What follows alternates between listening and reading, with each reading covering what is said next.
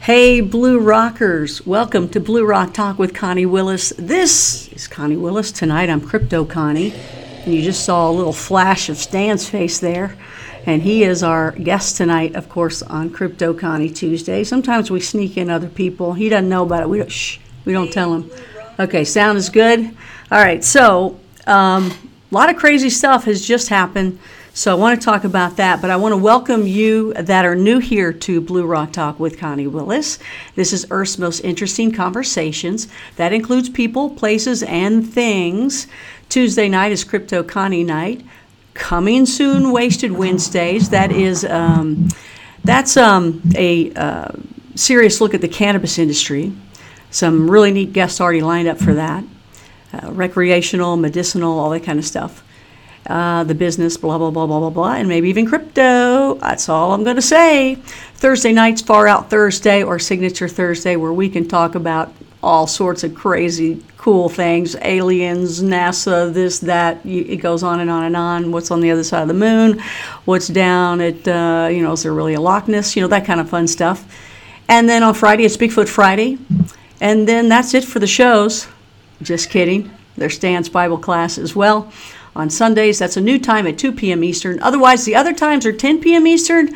However, that could change along the way.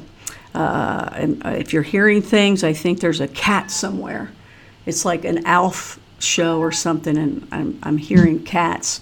So besides all that, I hope you subscribe if you haven't already. I hope you hit that like button too, and I hope you make some comments and chat in the live room. We will take Q&A with Stan. And he's got some really interesting stuff to talk about. Before we do that, though, thanks to those of you that do give in crypto as funding. Here, let me get some stuff up here, make it prettier here. Let's see how we do that. Let's see, show overlays. Ready? Here we go. Let's bring some action in. Boom! There you go. All right, there we go. So, those of you that want to give and support Blue Rock Talk, thank you for doing it in crypto. Thank you, thank you, thank you. All the other ways, they take a little bit. So look in the description down below. You'll see my favorites, and I thank you for that. It's so fun when I see that. Even if it's one bit share, I'm like, oh, that's so cool. So I just want to say thank you for that. What else? Okay. I'll be on Coast to Coast August 11th. I believe that will be happening, and I will have William Gazetke on with me, filmmaker and documentarian. And I gotta tell you about, I gotta show you something. Take a look at this video. This just happened. If you're already a subscriber to Blue Rock Talk, that means you're a Blue Rocker. That is someone in the know. So that means you already saw what happened earlier, but you didn't get to see the actual action. So let me show you. As I was getting ready for the show, I had looked out the window. Well, I wasn't even looking out the window. I just heard this crazy howling sound. I looked outside the window, and there's stuff flying all over the skies. And so right next to the building that I am in here, and I've been all over the place transitioning, trying to figure out where to land. Right now, Denver, Colorado, there's a building being built right next door, and there's a crane. And I'm going to show you the video here of what was going on at the time. Let's see here. I'd like to pull in Stan, but he just can't see this, so I'm going to show it without you all, and he can see it later. Let's see here. Where'd it go? Here it is. Okay.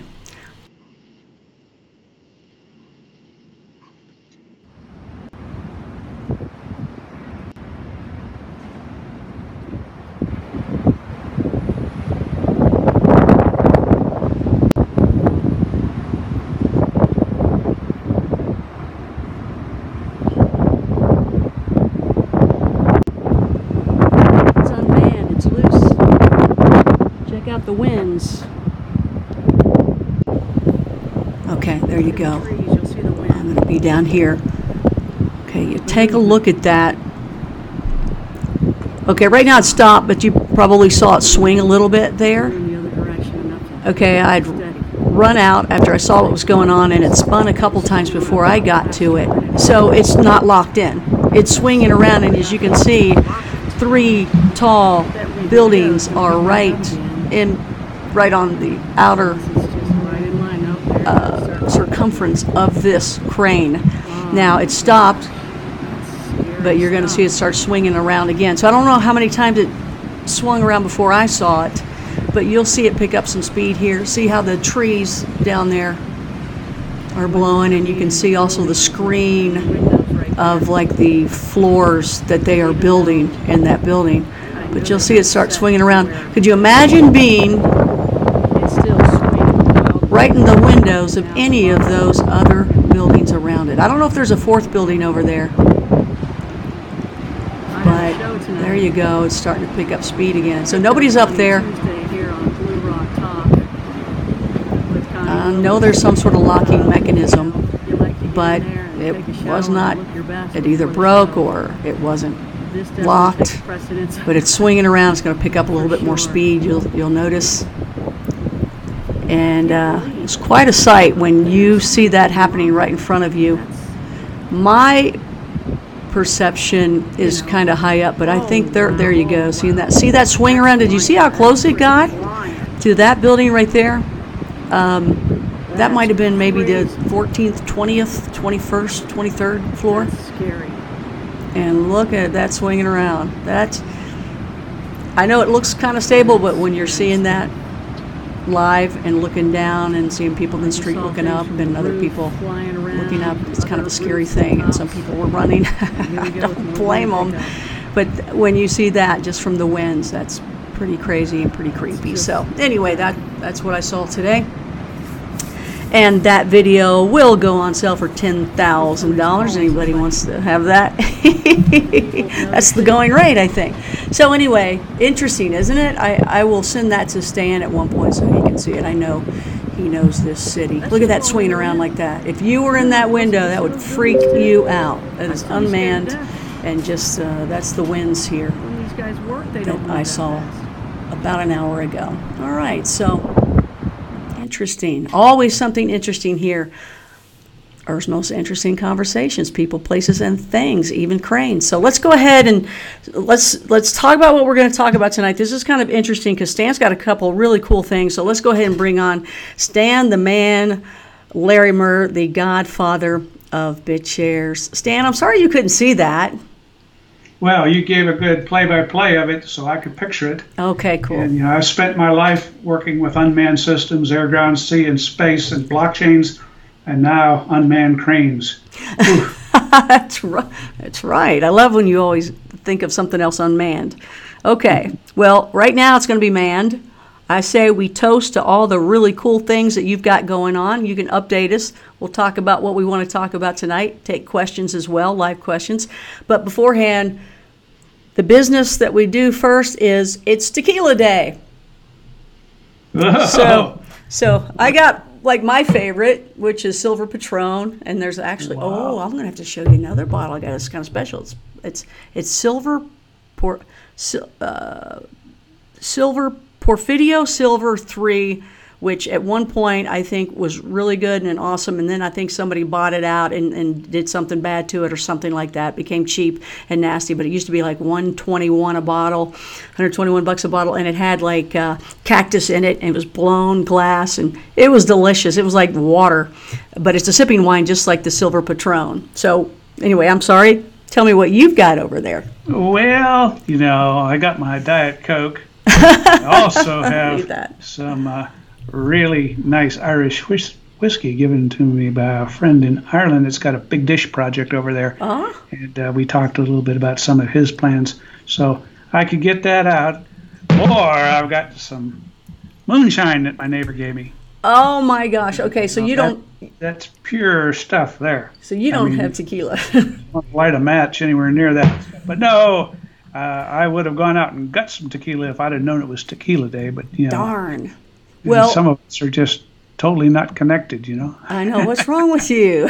Well, do you have? Can you open up the moonshine? You got to do a sip. Oh, you got to toast. I've taken a sip of it before. That is high potency stuff. Yeah. So let's toast. Besides, if I do that, then we're going to wind up. I might spill the beans on something tonight, but I'll tell you what I'll do. Take a big gulp. Okay, wait a minute. But let's toast. We got to toast. So say a toast, and then we'll do it. To Crypto Connie Night. How about that? Okay, and to the BitShares Dynasty. There you go. That sounds good. That's enough of that stuff. Whew. Ooh. Oh, we finally silenced Connie. All right. Gene Simmons of KISS. All right. Did I get it right? All right. Hey, that tastes pretty good. I like tequila night. All right. All right. So you're done with your moonshine. No more, huh? Not when I'm on the air. Don't mix it with all the actual bottle of tequila you had earlier that you showed us that is empty now. This is my emergency supply of rocket fuel. So. It's so southern with the ball. I love it. Now, that's real moonshine somebody gave to you? Oh, yeah. Corn? Yeah, they made it locally. Is it out of corn? Yeah, Granny Clampett would call it corn squeezins. Now, moonshine, is it always corn? Because I know other people that they said it was moonshine. It was made out of other stuff, but I thought moonshine was always corn. Well, I don't think there's any hard, fast rules about it. You make moonshine out of whatever you got. As long as you can swallow it, yeah, and not get caught, right? That's interesting. So Pat, Connie Electric, I always say Patrick because it says it, but it's Pat, so don't, he likes Pat. He says it's International Margarita Day. I heard it was Tequila Day, not International Margarita Day. I just heard it was Tequila Day. Huh. Well, I got a 1 gallon automated still that was provided to me by a prepper. I haven't had a chance to use it yet, but you're allowed to make so many gallons for your own personal use with the thing here in the state of Virginia. So I might try that someday. But it's there so you can augment your gasoline supply if we ever have another Arab oil embargo or something. Although that's not likely to happen since we've got the new drilling capabilities that in fracking and stuff. There's so much oil here in North America that we probably are not going to see another Arab oil embargo for the rest of my life anyway. Good to know. Yeah, I know people in the oil business, and they usually, it's not a millionaire that they are. They usually got a big old capital B in front of it. So that's some good money in the oil business for sure. All right. So, but you and I agree that the first trillionaire ever will be in crypto.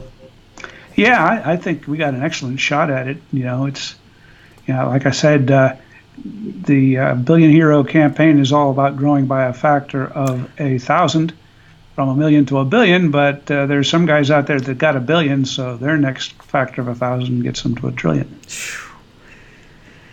Made that happen in my lifetime, and I get to see whoever it happens to.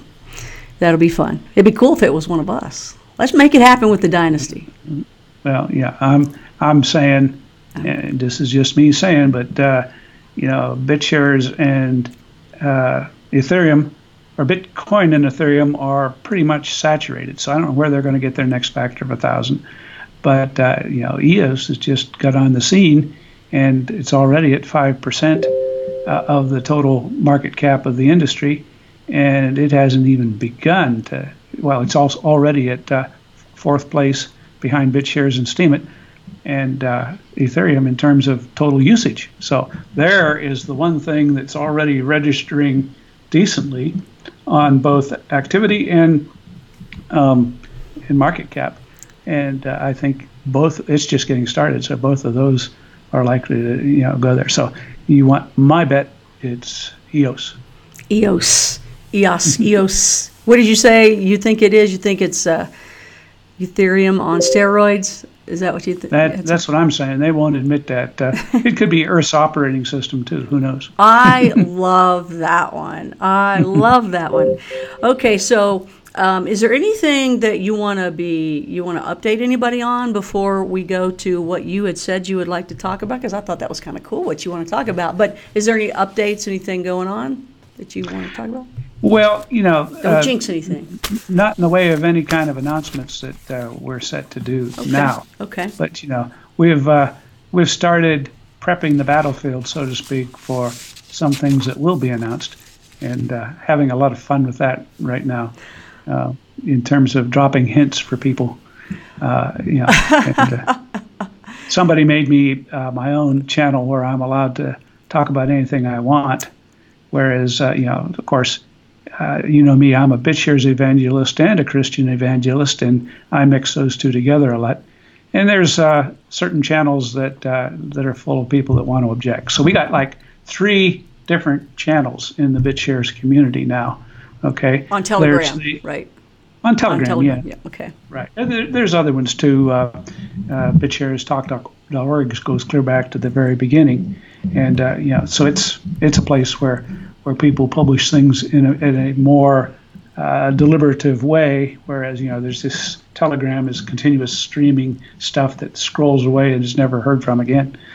But we've got one group of the largest group, but it's also full of the of a lot of the typical kind of things that I would hope only would occur over on Bitcoin back in January or something, that try to get away from the nastiness and just have a nice sophisticated group, and that turned out pretty well.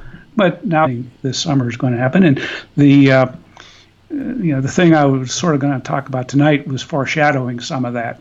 And the people who are in my new channel will have a better chance of understanding what I'm saying than the people who want to limit my free speech. So I'm sure there's some of them listening tonight too. Maybe they'll have to make a decision as to what they want to hear and what they don't want to hear. But they're not going to hear about really inside BitShares news if they're not willing to hear about what I think on my faith. So fair enough. That is what has happened, but I've been having a lot of fun because on this new channel I've been embedding my hints inside pseudo scripture verses. Now I don't know whether this is actually something that purists are going to like, me taking scriptural text and editing it to embed into it hints about cryptocurrency. That sounds maybe like not, but I think that the only exposure some people will get to those verses is if I do that. So this is a little bit of my experimental. When I want to give my dog a pill, I wrap it in cheese. And so I'll do the same thing here and see if anybody cares. I love it. So, it's terrible. I mean, here everybody wants to have everything decentralized so that anybody can talk about anything and there's full transparency. But, people do this. How can we stop the bullying? And first of all, okay, what is the Telegram so people will know what's the good one, what's the bad one? Do you want to tell me which ones they are so people can? I don't want to label anything bad. It's there's 3 different. I think it's disrespectful styles. For sure. Well, there's 3 different styles. Okay, there's places where people want to be really mean to each other, and that's perfectly acceptable. That's the BitShares channel that ends in Dex. It's got the largest audience. People like to go there. They cut me off. Is that the one they cut me off? Yeah. I got banned from there too for doxing somebody. He was smearing other people from behind a faked identity, and I said, "Hey, look, if you're going to do that to people's real identity, I'm going to tell people who's doing it." And of course, he runs the channel, so he basically banned me from there. That simply means that no announcements will occur to that particular group. Yeah. Okay. Yeah.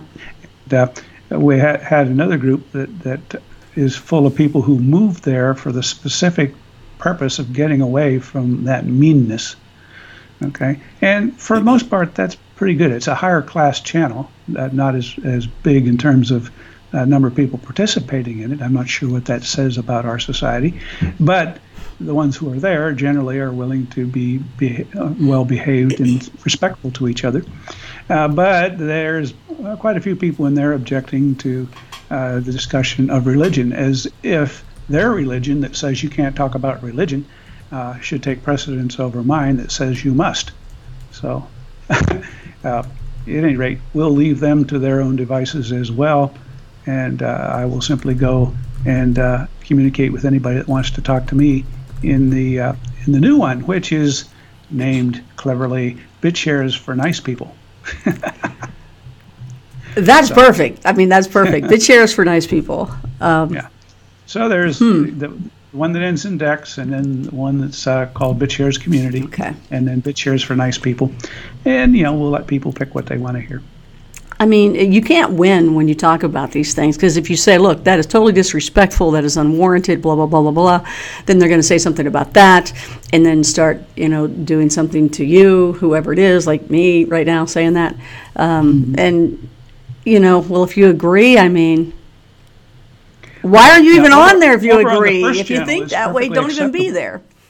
On the first channel, it's perfectly acceptable to make up stuff about people and to generate graphics. Picture of Michael dressed as a terrorist with, other decorations, associated stuff stuck in his beard, and and we've had people there literally sitting there in so-called private forums, which are not as private as they think, and basically conspiring to make up stories that they can spread about people.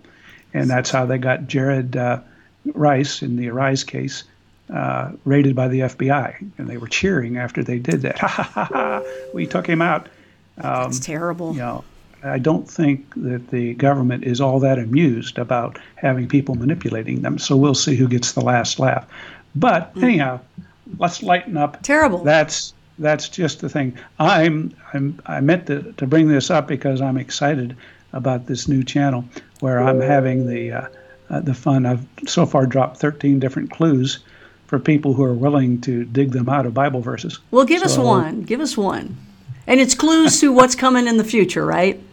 Huh? It's clues about what is going to happen in the future with the Bitshares dynasty, correct? Yes, right. Okay, so can you give us one? Just because you know what? Good people are here, and if they're not, I just delete them because I can. It's my channel. I love it.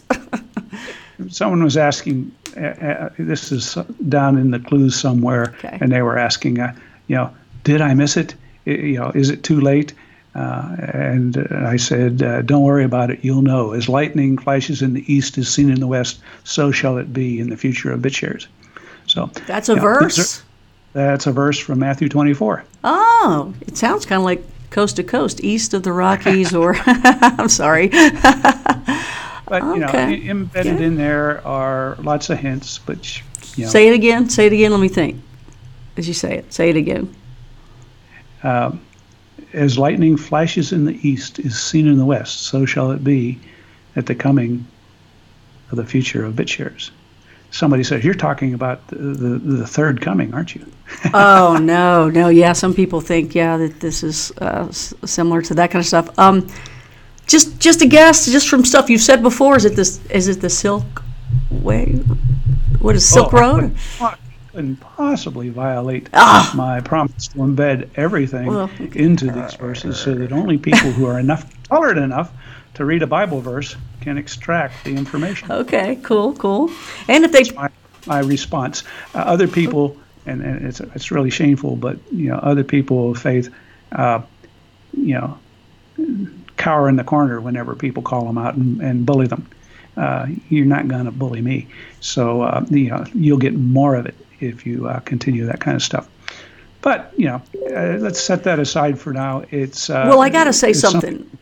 I got to say something about it though, and what I want to say about it is, I've been trying to get you to watch Silicon Valley on HBO, and one of their last shows. It's great. It's all about you people that I've met in crypto, and that's they're.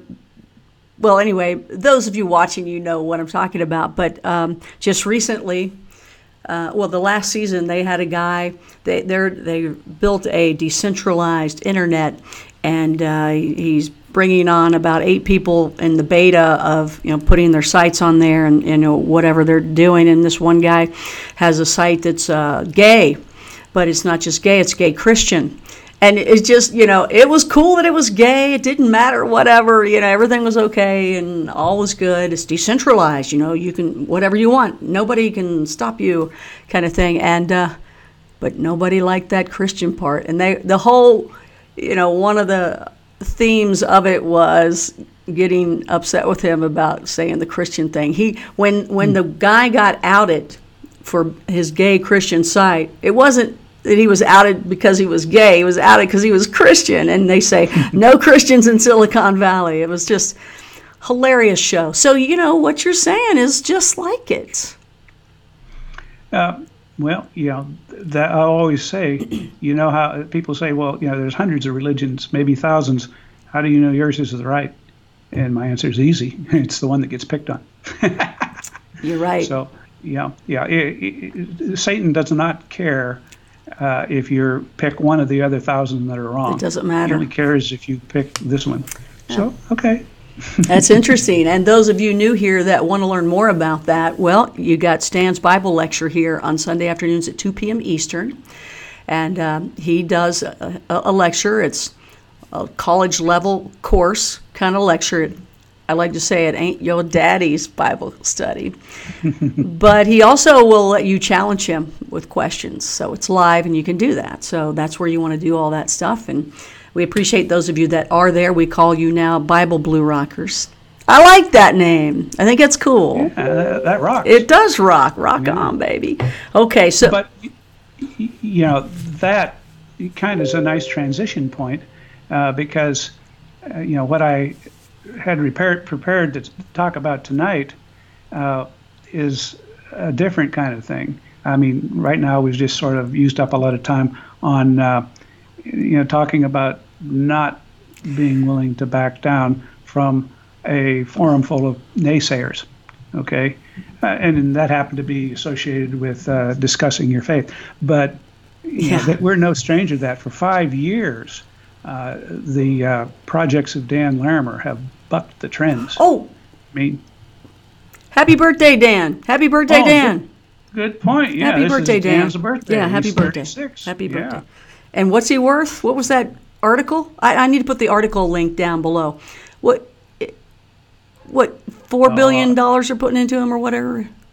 I think they raised $4 billion, and EOS last time I looked was $6 or $7 billion. So a lot of capability to make stuff happen. That's for sure. See the things you produced, Stan. That's pretty awesome. Well, I can't take credit. No, for you any produced of that. him. You helped produce him. So my wife tells me. You and Pam, yeah, that's right, yeah. That mailman hanging around a lot at one point. What's going on?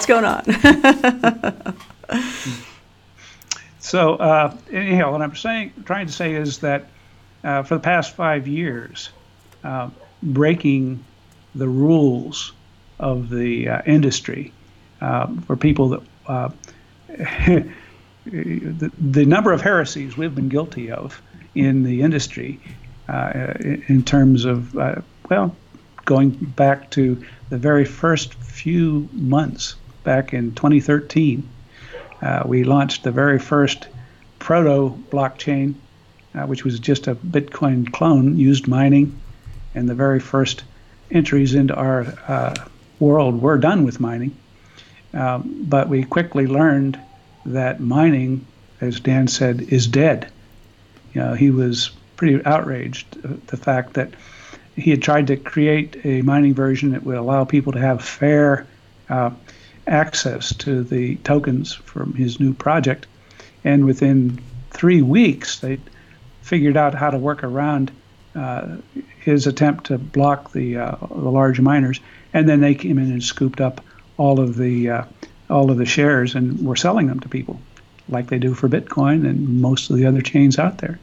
And, one of the iconoclast things we did was say why is it legitimate for miners to scoop up all the coins, burn 95% of the values in the cracks of doom, the coal-powered power plants of China, and then make a profit over the last 5% or less by selling it to the general public? Wouldn't it be better if you could sell your tokens directly to the public, and instead of burning it on electricity, you get the money from those tokens and you can spend it on developing your project?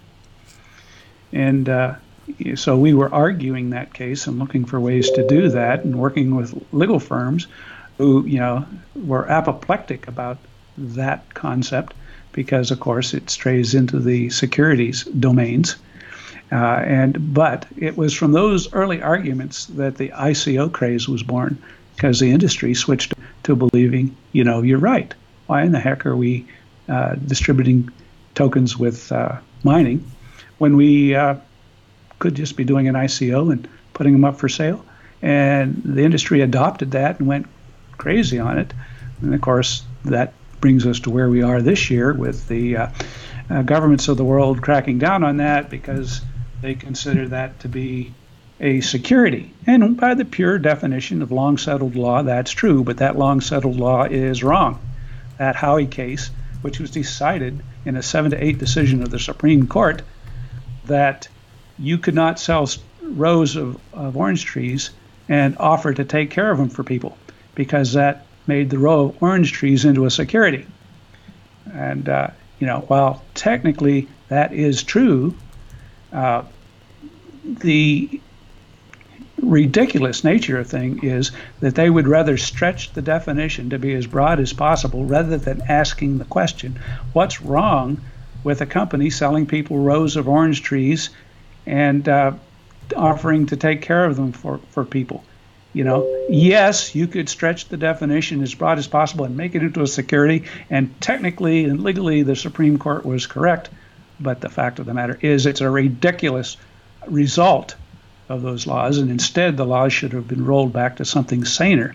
But we have that same kind of thing going on today. Very reasonable things of saying, why, if it's okay to mine Bitcoin and to have the people running the mining equipment waste most of the money, why is that good and acceptable?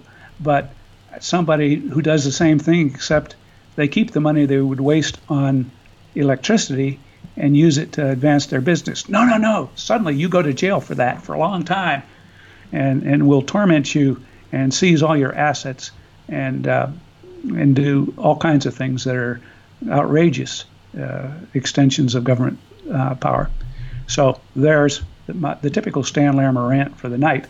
But what I really wanted to talk about was that is an example of the kind of things that we get involved in terms of challenging conventional wisdom in this industry. And, so that was sort of the first example of doing it. I guess we fast forward a couple years to when Dan went off and did STEEM It. And, with STEEM It, he came up with the concept of, well, wait a minute, proof of work does not have to be burning electricity. Why can't proof of work be, hey, I posted a good post and people voted and liked what I wrote? And I love that. Post, I love it. I love it. Love it. And, it showed people an example of what it can do, and it worked very well. And so STEEM It is right behind bitshares, the second most active blockchain out there. And, both of them are sitting there in position 1 and 2 on the activity chain. Wow. Then you got Ethereum, and then you get down to EOS trying to catch up. And it may pass us one day, but not if I can help it. That's right. And I love it. So, that was going on, which brings us, to, other questions that came up in that same time, and the concept of optimum decentralization. Okay, a whole new set of things that we basically challenged the status quo. And we still see that today. People just don't get it, although I can defeat anybody in a debate if they ever dare come at me. And bring it on. We'll do it here on Blue Rock Talk, so bring it on. Yeah. He'll do it. The idea of pie charts showing, if you look at a Bitcoin pie chart, in a pie chart, if it's done right, it sorts things by the biggest slice of pie and then the next biggest slice of pie. And as you work your way around the clock, they get tinier and tinier slivers until they're so tiny as they come up around, they, you can't even tell the slivers apart. And Bitcoin looks at that and says, wow, look at all those little slivers up there. We're super decentralized.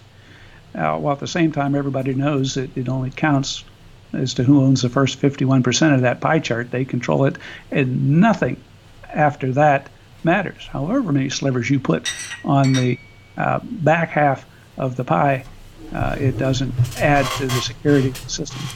And So if you go and look at Bitcoin, you find it's only got 4 pieces of pie before you get to 51%. That's the 4 big mining companies. 4 CEOs control Bitcoin. And it would only take 4 government agents raiding those 4 CEOs and telling them to put a backdoor into Bitcoin to take it over. So, and there's nothing anybody can do about it because those big mining pools or mining companies own the hardware, and there's no way to get rid of them because they can wade into any mining task and win.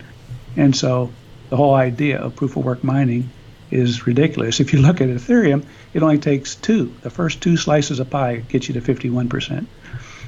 So then you got a lot of other ones, but so what? It's not decentralized.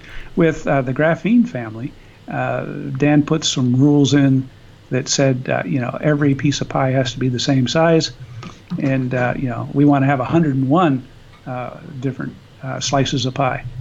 But what we learned with that is electing 101 people don't know that many people. They don't study enough to pick who's the best 101.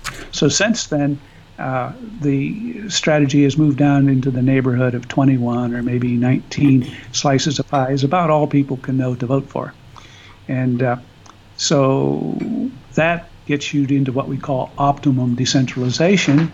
And that's another thing that if we go to any forum out there, you'll see people who don't really understand real reason behind why the rules are what they are, why there's taboos or so on. Just because Satoshi defined a few principles, every one of those principles can be challenged, and that's what Dan has been doing, and that's what led to the systems we have today, that instead of taking 30 minutes to do a block, they take 3 seconds or a half second to do a block, because we've eliminated a lot of that kind of stuff. Brings us into another whole category of what I'll call provably fair mining. And people say, well, mining has to be decentralized so anybody can do it, and people can go get their own equipment and compete and mine and everything. What that turns into is an arms race where the geeks and the people with a lot of money. Yeah, it excludes us. It excludes me. Yeah. So what is fair about distributing coins to the geek overlords who know how to run a mining rig? Why can't we have a situation where somebody says, look, all the minings for my coin is going to be done on a standard set of hardware that I'll provide. You can rent time on it. It'll run the exact same software. You'll get your set of coins on my standard mining rig, and everybody has the same chance because you rent however much you want to rent, but you don't have to know anything about it. You can just participate. Right. And, that to me is a real good solution. But of course, you get the regulators in there asking the question, well, if they're not mining on their own equipment, and if they're mining on your equipment, maybe that's a security. What? That kind of ridiculous over-regulation. They don't understand the industry they're trying to regulate, and making arbitrary rules about what you can or can't do. So at any rate, we still hope to explain things to them and get some sanity over time. But that is another place where we have an example of challenging status quo, the conventional wisdom. And that makes us heretics every time we introduce a new system, a new products. But guess what? We don't care. And so bring it on in any of these areas where you want to shout down innovation or religion or whatever. It's not going to stop us from doing what we set out to do. So there, Connie, I gave it a long time. I'll let you get a word in edgewise, because I just had to get that off my chest. Oh, that was great. That was awesome. Bravo, bravo, bravo. Standing ovation. Yay. I'm enjoying my sipping tequila on International Tequila Day, and actually enjoying some pepperoni and cheese too, I can't handle drinking. I'm not very good at it, but I want to celebrate it. So, no, that was incredible, Stan. It's so nice to hear and see the passion that you have for this. And that's why, to me, it's important to be a part of that dynasty. I'm excited because I see that you're excited, and you know, I don't want to ever do anything with people, whether it's just buy their coin or, you know, hang out and have lunch with them or something, if they have no passion whatsoever. Yuck, right? Who cares about that? You want people that are passionate around you and excited, and you are. Now, I do think we have people that are passionate throughout the industry. That's a characteristic of our industry. Yeah, that's true. I'm very proud of that. We just need to have passion tempered with some form of responsibility. And if we can get to that, then that'd be very good. Do you think there is a way to get rid of bullies anywhere across the board? You know, will the blockchain world or the crypto world be able to do something about that? You know, because there's so much heart behind it all, you know, and about freedom, but that's just hate is just awful. Is there a way to get rid of that? Well, you know, people try. You can set up a discussion forum where you'll be accused of censorship by evicting people who behave that way, but certainly you can decide where you want to engage. If you go to a wide open forum where the rules are, there are no rules, then you're going to get people showing up there who, having gotten used to hiding it behind their anonymity and their fake names behind a keyboard, have learned that all kinds of antisocial behavior that would normally be stomped out in you know, the real world interactions of the past by people shunning you, and you just have to learn to get along, or you're going to be an outcast. But on the web, no one knows you're a dog, right? And no one knows you're a troll either until you act out, but no one can do anything about it. And so if you want to throw open a forum to allow anybody to come in, you'll get your number of trolls.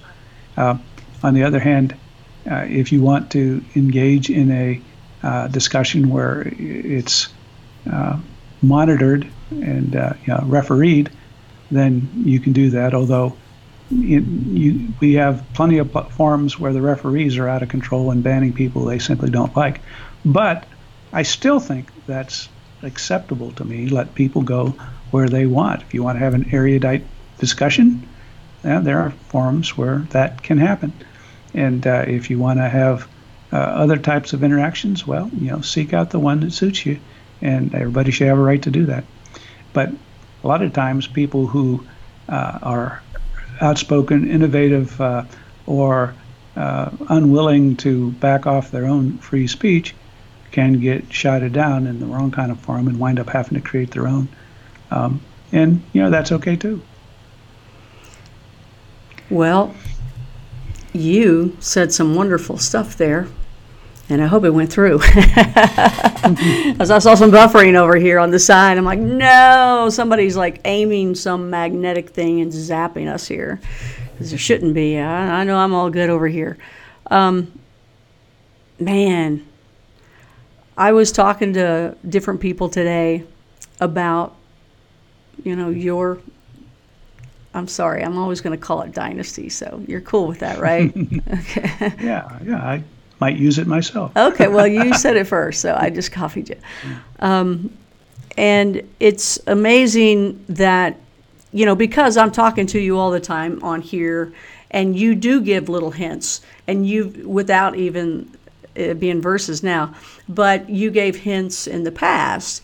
And at one point you stopped. You didn't want to jinx it. You didn't want things thrown out. So I remember some of these things. I don't know what's going to happen. I don't know where you're at with them. I don't know if you've moved on to something else, but I know they're all freaking awesome.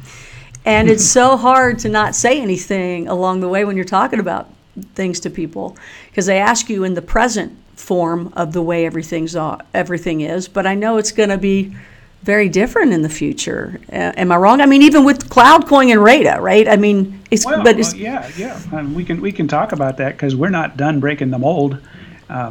Being iconoclasts, go look up that word. People who break up the accepted wisdom and shatter it and start something new. Love doing that. But I just published an example of that would be, and by the way, if you want to read behind the lines, then read my posts, because most of the posts I put out there show the kind of thinking we're doing, that there must be something coming if it bubbles up to the point where I write about it. So you can get some insights there. I just published one of my latest blog posts at STEEM @Stan, which was talking about intra-jurisdictional blockchains. The idea there is that in the past, people have tried to create blockchains that were everywhere, in every jurisdiction, under the theory that if one node got shut down in that jurisdiction, people would route around it. And so eventually the blockchain would settle down to places where it hasn't been interfered with, and then it would be stable and safe from interference. But that doesn't necessarily suit industrial users, institutional users, people who don't want that. They want to know that they are operating something that is in a jurisdiction that has rules they can live with and that they can comply with, so that they won't get in trouble, because they have a fiduciary responsibility to their shareholders or to their investors or whatever. And so they would like to see some guarantees that the blockchains they're operating on are in a jurisdiction, and they would like to simplify their life, but not having to comply with 50 different states' set of rules, and perhaps 200 different countries and a bunch of other things. That is a real nightmare, the regulatory patchwork that people have to deal with. And so wouldn't it be great if you could have your business operating on a blockchain that could guarantee you it's only governed by the laws of the state of Utah or Wyoming or the Middle Kingdom of Ireland, or you pick whatever combination you want, but focus in even space. Hint, hint, hint, hint, hint, hint, hint, hint, hint, hint, hint, hint, hint, hint. Or in international waters, like I love it. Why not on a cruise ship? I love it. Yeah. I love it. We've got examples, right? A cruise ship, as soon as it gets outside the whatever mile limit it is, they suddenly open up their casinos, and there's gambling happening everywhere. Ding, ding, ding, ding, ding, ding, ding, ding, ding, ding. And it goes silent again, and they're back into port with the casinos mute. Ridiculous. Cha-ching. Compliance. Why is it moral to gamble while you're at sea, but it's immoral to do it while you're in port, unless it's a state-run lottery or a casino, in which suddenly it's moral again. So whatever. The idea is that why couldn't you have aboard all the ships on a cruise line the nodes that run your network, and connectivity outside the internet between the cruise ships, so that 100% of all the transactions that happen on that blockchain happen inside the jurisdiction you've chosen, international waters, international space, or a specific state that has favorable laws for you. But to do that, most of the time you have to take a little bit of centralization into the hardware, not necessarily the software, but if I was going to do a deal with one of the major cruise lines, they own all the ships, and I would have to work in a centralized way to put hardware on their ships to do that, and that would mean the hardware would be centralized, right? But if that hardware is offered to people who are elected to run nodes, then you can have it decentralized in terms of who's controlling the software, even if the hardware behind it is owned by some central company that's making it available. And the fact of the matter is, a lot of the nodes out there are running on DigitalOcean or Amazon or different server farms anyway. For all you know, any given blockchain may be centralized in the same building at Amazon. But they make those different nodes available to different people, so why can't we do that? And certainly when you get something like a space-based system, that satellite constellation is going to have to be managed very carefully for power consumption and a whole bunch of other factors. Putting those kind of nodes in that jurisdiction would solve a lot of problems, but would require centralization of the hardware under one control, but not necessarily centralization of the software, which could still just like when you get elected to Congress, you go in and there's a state-owned office that's assigned to you as long as you are in office. Well, why can't you have a centrally owned office for your nodes to operate on? So that is another example of challenging why do blockchains always have to have decentralized nodes run by individuals. There's good reasons for it, but it's not the only thing you could do. We could go on into other things that are topics for a whole other night, but we've talked about CloudCoin that doesn't even use blockchains. We've talked about Jared Rice's DWeb, which is a completely different concept for how things can be done, also doesn't use blockchains. There's a company out there called StealthGrid that has a very interesting network that runs on a cell phone, but has lots of encryption and other interesting things and doesn't use the internet. That could be viewed as sovereign territory in some sense, since it's really outside the jurisdiction and control of any country, at least according to one legal theory. The point is, there's a lot of different things out there that are going to challenge the conventional wisdom for the industry.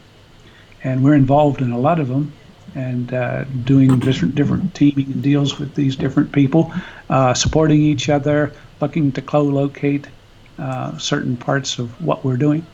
And all of that stuff is what's going on and may show up in some future announcement. Oh, I can't wait. I can't wait. I can't wait. I can't wait. And by then, there's going to be other things out there that will be kept hidden, when you're allowed to tell those things, because you'll be that much more advanced in your other ideas. And speaking of that, okay, when the technology comes out, we've always been told, well, okay, the technology that you see right now that you're buying today, or next week it's going to go on sale. Well, and that's the top technology that you're going to get. Well, behind the scenes, it's actually, they're 20 years beyond, right? Always told that. So, before you answer that, I mean, that's kind of what most people think. Okay, just go with me on that. Okay, before you destroy that piece.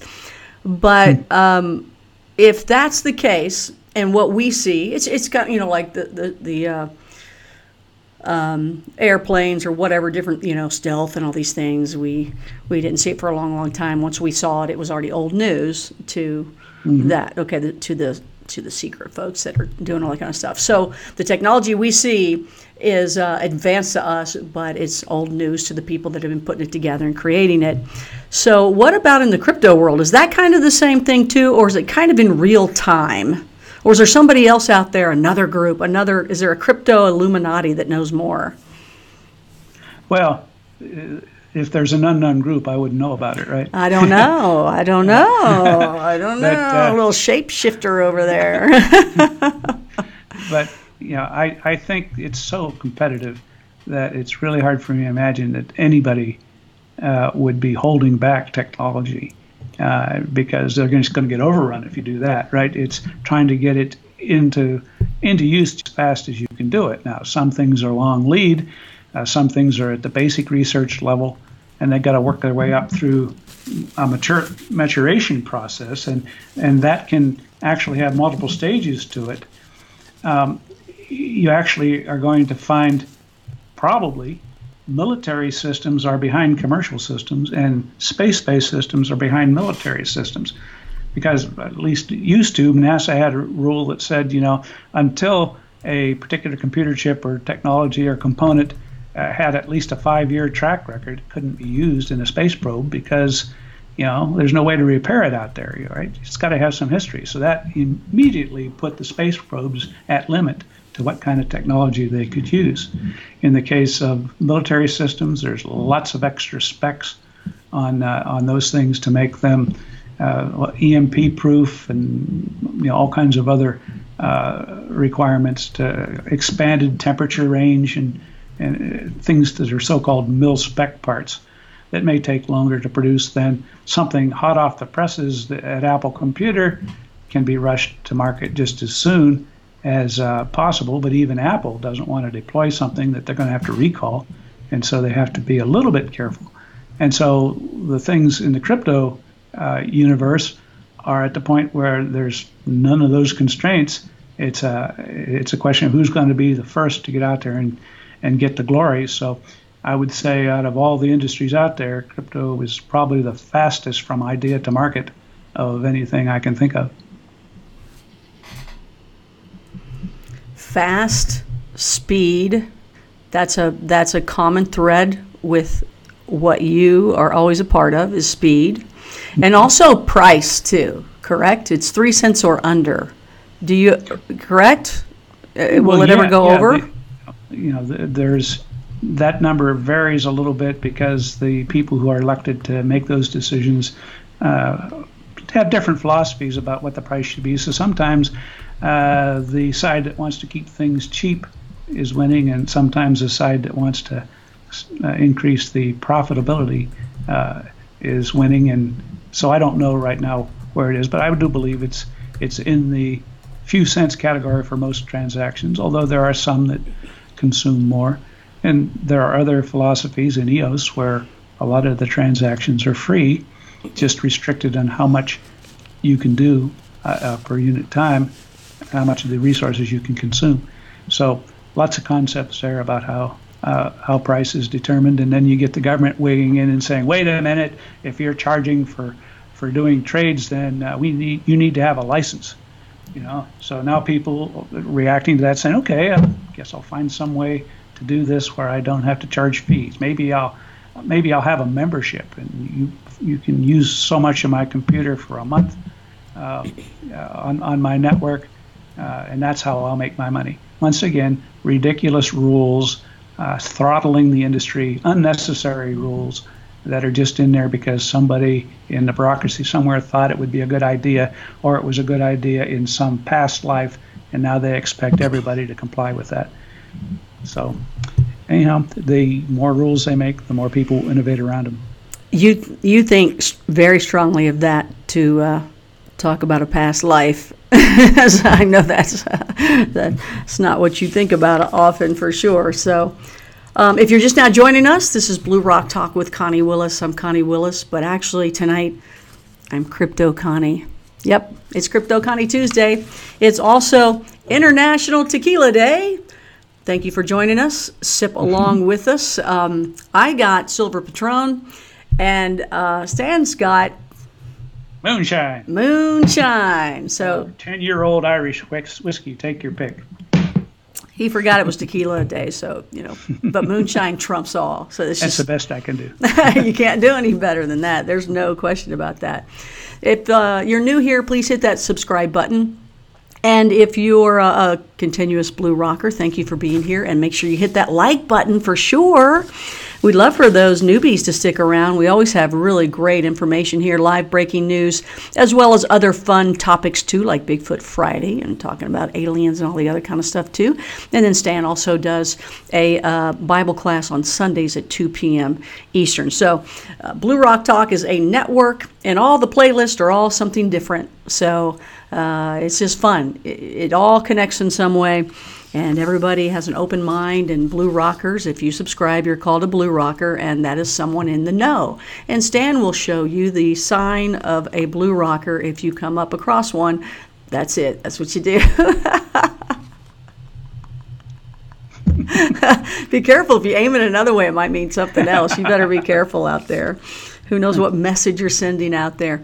It's like Bigfooters when they go out into the woods, and some people go whoop whoop whoop and do all this stuff. There's a group of people that think that that's a good thing to do, and then there's another group that says, you don't know what you're saying to them. It might be saying something like, hey, come over here and do whatever to me. Who knows? So you don't know. So you had mentioned somebody earlier. Oh, by the way, if you guys have any questions, put them in all caps. That way I can find them, because everything that some of you guys asked earlier is already scrolled up top. So put them in all caps again as you see it rolling through. And if you have a comment too. Murray Krause, who you will see on Sunday, says, what was the name of Noah's Ark? Bitshares? I love That's it. a little known fact. Only 2 people knew that. Now we all do. The secret is out. That was the big hint. You talked about somebody earlier. You mentioned his name, and, can we just, is it okay to get an update on him? Do you know anything about Jared Rice, how he's doing? Do you know anything? Just, he's alive. I'm not privy to the inside discussions, but my perception is that the government that kicked in his door couldn't find anything he did wrong. So how does he come out of this whole situation? Well, it's kind of cool. There is nobody in the industry who's been given a cleaner bill of health, right? You have a government certification that he is not a scammer and that he didn't do anything wrong, because although they'll never admit this is a major egg on their face, but, if they could have found something, anything, a traffic ticket, whatever, they would have put him in jail, right? It's been 6 months now. They found nothing, bupkis, and therefore it now comes down to the question of, all right, whose fault is it? And, the eyes and private investigators are turning to who deceived the government into attacking Jared, who spread all the false rumors all over the internet. And, I don't know what will happen, but certainly this is the thing that class action lawsuits are made out of, right? You've got a whole bunch of people who had their money seized that they'd put into this thing and spent unnecessarily. And if they do get the money back, and there's some doubt that they will, they're not going to get it all back.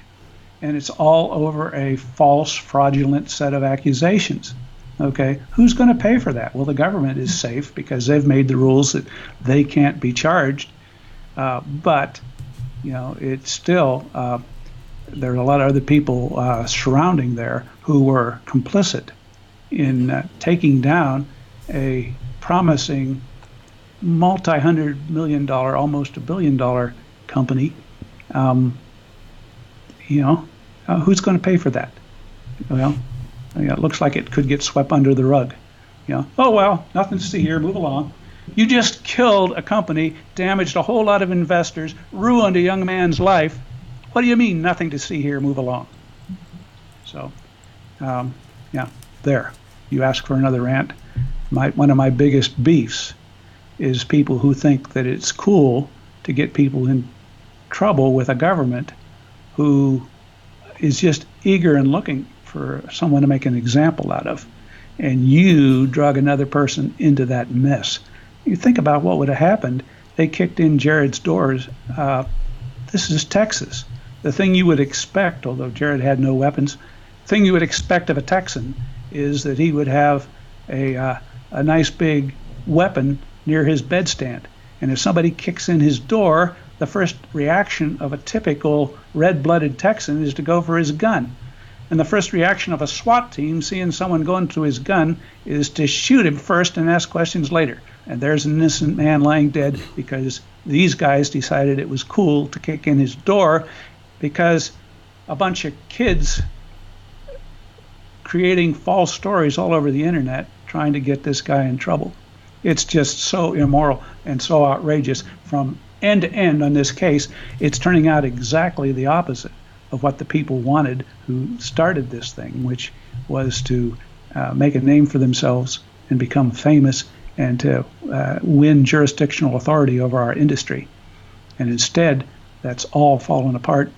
And now we're asking where does Jared go to? You think, somebody was, Miss Cavs fan was talking about before with the crane, when I was talking about the crane, they had said that that they actually believe, Miss Cavs fan believes that they actually do that on purpose on Wednesdays, on windy days so it won't collapse, which makes sense. So maybe that's makes sense. It weathercocks into the wind and minimizes the amount of force on it. That's scary. If it's locked, it's going to have a bigger cross section at certain times, and right. Yeah. It makes sense. Makes sense. Jinx. All right. So,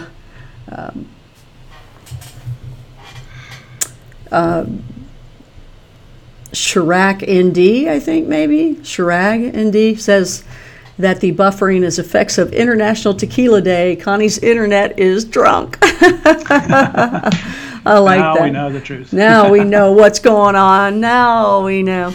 Well, let's go ahead and wrap that up just for these reasons. I'm sorry, everybody, about that. Don't understand it. But so you're watching Blue Rock Talk with Connie Willis. That is Stan Larimer right there. And this is Crypto Connie Tuesday. It's Italian International Tequila Day, and we are toasting that and congratulating Stan with all the new things he has with his dynasty, as well as, he's going to toast me with his moonshine. Let's see your little ball jar. Okay. You got to drink it, though. Doesn't matter. A toast is not official unless you drink. I'll make these toasts with people, and then they go, oh, yeah, I get it. And they put it down. I'm going, well, that doesn't take effect then. It's just, it's a chick thing. So, before we go, you want to say anything else? Nope, I think that's enough for one night. But, okay. I think this has been a fun session. So, till next time. Yeah, absolutely. So that is Stan Larimer, everybody. And happy birthday to Dan Larimer, 36. Mm-hmm. Wow. So, man, that puts you up there, too. You don't like telling his age either, do you? Right? It tells your age. Yep. I'm probably about to enter into the realm of old-timer. Well, we're glad to know you. So, everybody, that is Stan Larimer, the godfather of bitshares. We'll be back with him once again, and we want to appreciate everybody that stood in there, too. Thank you for being in the live chat. Hit that like button for us, please. And also, subscribe if you haven't and you're here. We appreciate that too. And thanks for supporting in crypto, because it goes right into a tech guy. Yep. So put a lot of crypto support in there, and we're going to get a tech guy. All right. Yeah. All right, everybody, take care. Have a safe and happy rest of the evening. Cheers once again on Tequila Day, and we'll be back again. Stan will be back again for Stan's Bible lecture on Sunday at 2 p.m., but I think I got some surprises for you between then. That's all I'm saying. That's all I'm saying. All right, everybody, take care, and we'll talk to you soon again. Anything live breaking, we will definitely let you know that as well. Have a safe night. Don't drive if you're celebrating as well, okay? All right, bye, everybody. Take care. Bye.